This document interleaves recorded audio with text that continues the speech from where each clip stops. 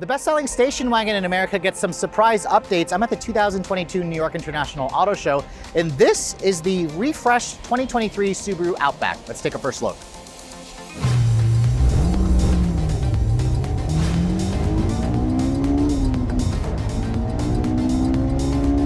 So up at the top of the platform is the 2023 Subaru Solterra. It's the company's first ever fully dedicated battery electric SUV, and it certainly has a unique look to it, especially when you look at the front cladding of the vehicle on the front fenders where it's completely unpainted. As you can see, moving over to the new Outback, Subaru has basically incorporated that same design philosophy here on this heavily refreshed model. Remember, this car came out back in 2020. It's part of the 6th generation Outback.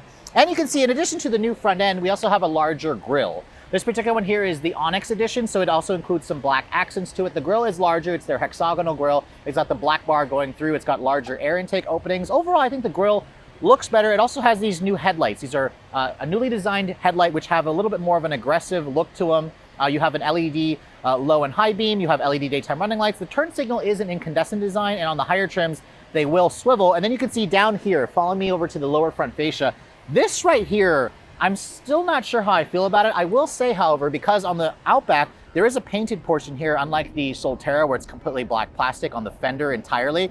This, I think, looks better. I'm just not entirely sure it looks better versus the previous pre-refresh model. You can see some of the vents here are a fake vent. I would have preferred if this was functional. You can see down here on the cladding, there's also some LED fog lights, where this area here, I think, looks okay. But let me know in the comment section below if you guys prefer the new model or the pre-refresh model. I'm sort of on the fence. Maybe I just need some time to get used to it. Now, underneath the hood for the Onyx edition, Subaru also has added for 2023 the base engine. So now you can get a choice between either the base 2.5 liter engine that makes 182 horsepower paired to a CVT, or you can also option in the turbo, which is a 2.4 turbo making 260 horsepower, also using a CVT. Remember, this is a Subaru. It comes standard with symmetrical all-wheel drive. The Wilderness model will also come standard with the turbo, and if you guys prefer the old front end, the Wilderness will include it. So if you guys don't want this new front fascia, the Wilderness trim has the older front end. Now, looking at the rest of the side profile, you can see this is a station wagon, but Subaru likes to call it an SUV because of the ground clearance. This offers 8.7 inches of ground clearance, or up to 9.5 inches on the Wilderness model.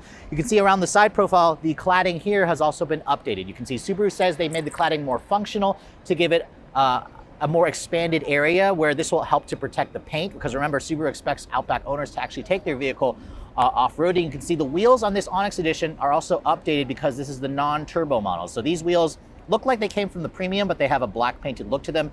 They're an 18-inch wheel wrapped in two 25/60 series Yokohama Avid GT. These are more of a street tire, I imagine, for those of you who want to go off-roading. Buy the Wilderness model, which comes with all-terrain tires. Now, looking at the rest of the Outback Onyx edition, you can see black painted mirrors.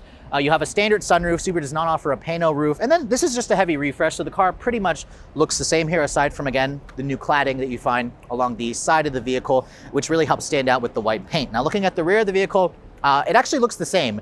The front end is where it got most of the changes. The rear bumper perhaps has a slightly more cladding on the back. You can see the Outback badging is also blacked out on the Onyx edition.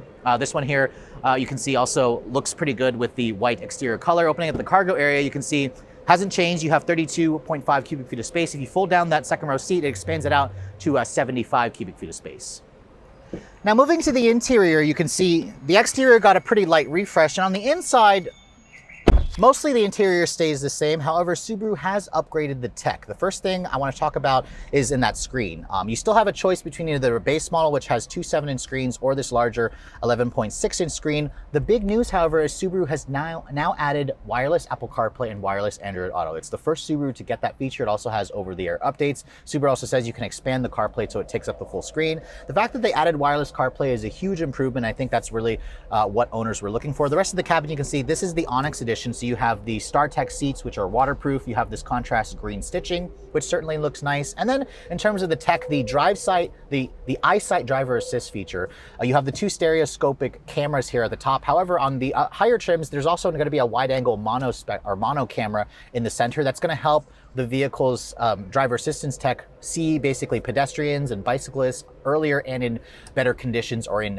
crappier weather conditions. So that's going to basically improve the accuracy of the system. And on the touring models, you're also going to have the option of a digital camera review mirror. This one here does not have it, but it's a feature that a lot of competitors offer, and it's nice to see Subaru has been upgrading the tech. There's also some smaller changes in here in terms of the USB ports. You can see over here the aux port, the USB-C outlet that's now going to be faster charging, and you can see Subaru has also made the actual outline for the outlets illuminated. So that's kind of a small little touch. And then you can still get an accessory from the dealer, a wireless phone charging pad right here behind the shifter, which this shifter over here controls the CVT. Overall, the interior of this car didn't really need too much in terms of changes, but I would have liked to see Subaru give us a fully digital instrument cluster here. They still don't have something like that, and it would also be nice to see a full panel roof, but that's something that, again, Subaru doesn't offer. But overall, I think the wireless CarPlay is going to be a huge addition in addition to the rear-view camera mirror.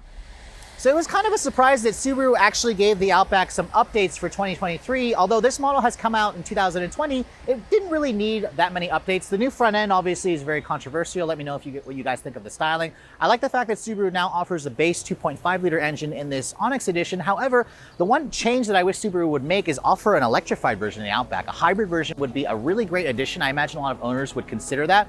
So I'm surprised to see that Subaru didn't do that, but overall the styling changes are pretty small. And of course, in terms of pricing, Subaru hasn't announced pricing on the 2023 model. It'll go on sale this fall, so you're gonna have to wait a few more months to get your hands on this vehicle, and the current one starts at around $26,000. I expect this to be right around the same. I expect the base engine of the Onyx edition is gonna be slightly less expensive, which that one I think is around $33,000, $34,000, so don't be surprised to see a lower starting price there. For Redline Reviews here at the 2022 New York International Auto Show, I'm Sophion Bay.